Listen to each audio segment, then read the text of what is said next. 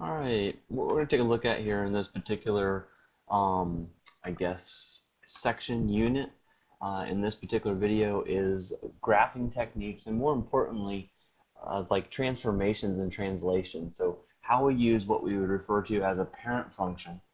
And so what we see right here on this screen, these are the different parent functions. So if you wanted to take a moment and hit pause and copy down the different parent functions, I'll kind of run through them with my mouse, just kind of pointing out and discussing them.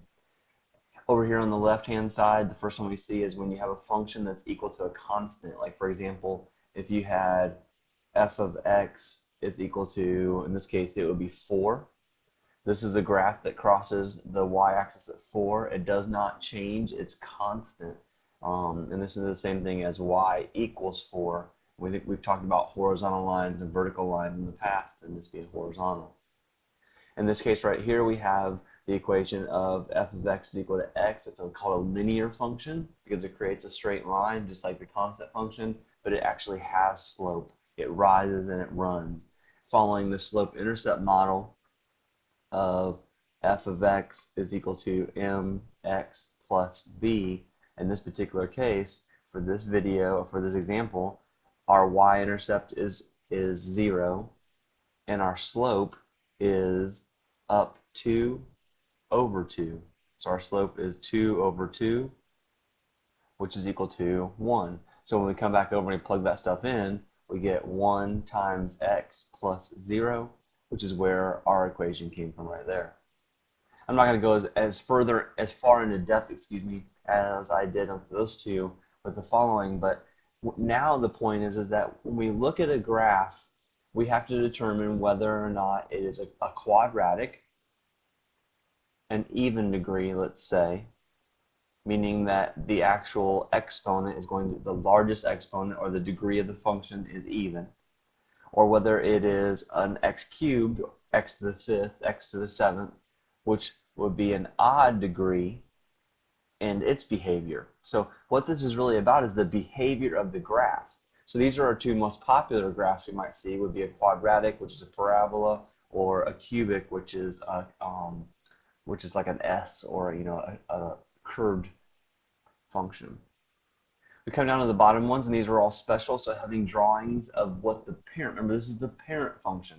This is, we haven't added anything to it. We didn't change it. We didn't transform it. This is just the base function. So this is when a square root of x, a cube root of x, absolute value of x, and then what we call a reciprocal or a rational. And we really don't need that one. That one's kind of just still in my notes from previous classes. And I guess it's worth thinking about because in your more advanced classes, you do come across that equation, and it's good to kind of say, oh yeah, that's what that would look like.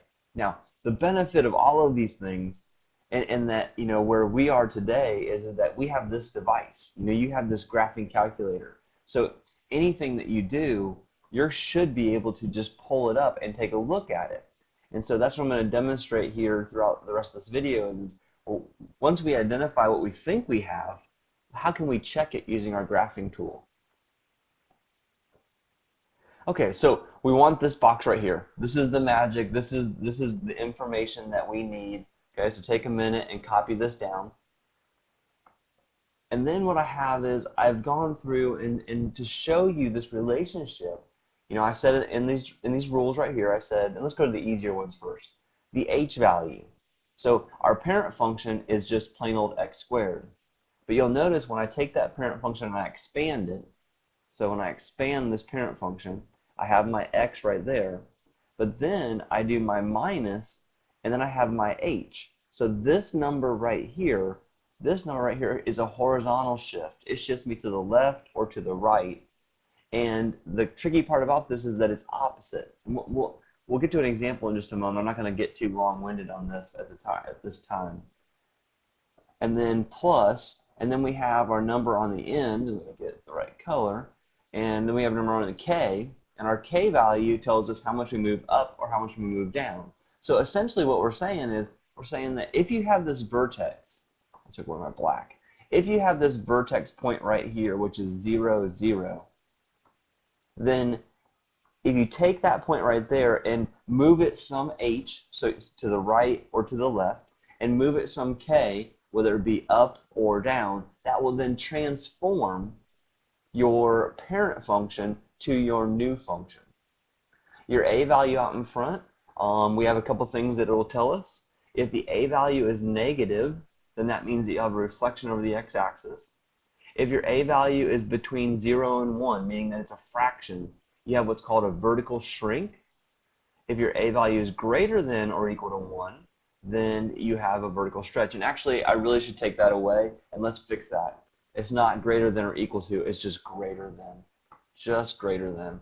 So please make a note. I need to change that for future classes. Just greater than there. Because if it's 1, you are your parent function essentially. So you haven't changed your stretch. It's not shrunk or stretched. So then from then on out, this same formula, this same layout here that we have in this particular, first example of a quadratic follows over to a cubic. So the exact same location. So you still have the situation where you have, the h is in the same spot, the k is in the same spot, the a, but now it's raised to the third power. We move on to the square root function. And remember, anytime, hit pause, copy down what you need off of this. We already copied down this table in the middle here of this information, so you don't need to copy it more than once. So you can see here our square root function, the h, the k, and the a are in the same spots. Same thing with our cube root function, absolute value function, and now we have an actual problem to try. So what we're going to look at here is, well, what are these, when we put these numbers in place, what does it mean for us? Like, what do we have as far as a transformation? So remember, the idea here is that you would understand this concept well enough that you would just use your notes. You wouldn't use your graphing calculator. But once we identify one of these, I'm just going to show you on the calculator what I'm comparing and what I'm looking at. So according to our rules, the value inside the parentheses would be our h value. Our h value is a horizontal shift. That means it moves us side to side. Well, see, here's the problem with this. The horizontal shift, let me grab my other pen real quick. What color do I want to get rid of? Let's get rid of purple. Okay, so on a number line, if you think about this for a second, on a number line, if this is 0, what's happening here is that when we have x minus 6, we're looking for the 0. We're looking for where this affects the x-axis. So we set this equal to 0, which means that to be able to solve it, we would add 6 to both sides. Now remember, what I'm doing right here is explaining why it's opposite. This is not what you do every time with this problem. And so you get x is equal to positive 6. So even though you see negative 6 right here, in the reality, you're not moving to the left 6 times. You're going to move to the right 6 times. So when you see the negative inside, that's what I meant by opposite. So this guy would be a shift horizontally, but not to the left, to the right. So we would see translation up, translation, oh, there we go, letter E, a translation or transformation 6 units to the right. So this would be letter E. Let's take a look at the graphing calculator. So we go to y equals, clear it out. All right, let's put in our parent function. So this is a quadratic. We're looking at an x squared, so let's put in our parent function. So that's x raised to the second power. So hit pause, rewind, what you need to do to watch that again. Then let's go down to the next y equals, and let's plug in what we have. So let's plug in x minus 6, close parentheses, squared. So what we're going to see here is the first graph will be our parent function, which is what we saw in our pictures that we drew here at the very beginning. So the first graph we're going to see is going to be this guy right here. The second graph is going to be our transformation. And remember, our transformation, we said, should be 6 units to the right. So go ahead, and one thing I like to do when the first time that I use my calculator at the beginning of the day or end of the day, whatever it is, I like to hit the zoom button. Then once I hit zoom, I like to choose number 6, which is a standard window. And what that means is when I choose that number 6, is I get a window that I'm looking at that's 10 by 10. So let's let those graphs come out. So you can see here that the first graph right here was my parent function. And then the second graph was this guy right here, and he is transformed or translated 6 units to the right. Okay, so that's how you can verify your answer with your graphing calculator, by putting in your parent function first and then putting in your new function, your function with the translation. All right, so about the window. When I hit zoom and chose number 6, what I was doing was I was creating a window. I was creating a window that was 10 by 10. I was hitting like a preset. So it's kind of like on your microwave, you got a popcorn setting, or you've got like a defrost setting, or it's just basically the settings are already there, so you don't have to like hit certain things on your washing machine, where if you want to do delicates, then it chooses a certain water level and water temperature and spin cycle and such. Same deal here. When I hit zoom 6, I'm just choosing a window. My pen keeps dying.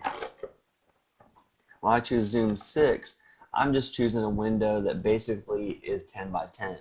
So then when I look at this, I know that this is negative 10 over here. This is positive 10 right here, negative 10 at the bottom, and positive 10 at the top. And then I'm going by ones. So if you counted those out, that would be 10 by 10 going either way. All right? So take a minute for me, please, and see if you can match up the following. So hit pause, match up the following, and then hit play again and see how you did.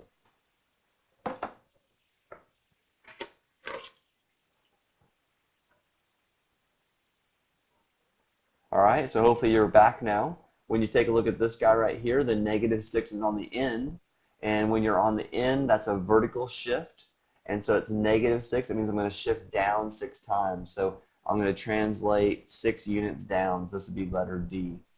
Oops, got the wrong tool. This would be letter D. Let's see, the next one has a number out in front, so that would be an A value. And our A value is not less than 0. Our A value is not between 0 and 1, or a fraction. And our A value is, however, greater than 1. That means this is a vertical stretch. So vertical stretching by a factor of 6. And I'll have a video on the vertical stretching that you'll be able to cover for a couple problems on the homework. The next one, letter D, is I have a letter inside number inside the parentheses. So when I look, that means that's an H value. It's a horizontal shift, and remember, it's opposite. So this says plus 6. So really, we're not moving to the right 6. We're really moving to the left 6 times. So this would be a translation 6 units to the left. The last one, just like letter B, is a translation vertically. It's a K value. That moves me up or down. Since it's positive, it means I'm going to move up 6 times, which is letter A. I'm going to hit pause real quick and kind of see whether we want to stop there or move forward. I'm going to stop that video right there, and then I'll pick up another video with some other graphing techniques and talk about reflections over the x-axis and the y-axis.